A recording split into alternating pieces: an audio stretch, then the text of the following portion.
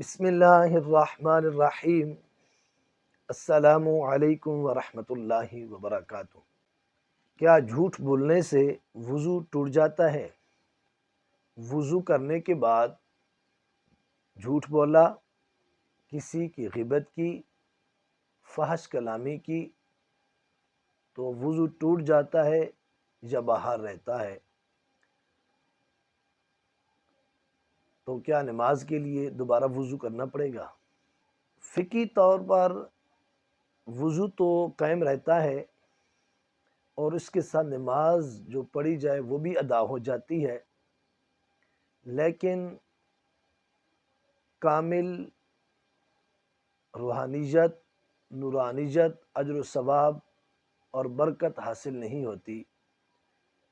لہذا افضل اور مستحب یہ ہے کہ نماز پڑھنے کے لیے دوبارہ نیا وضو کیا جائے۔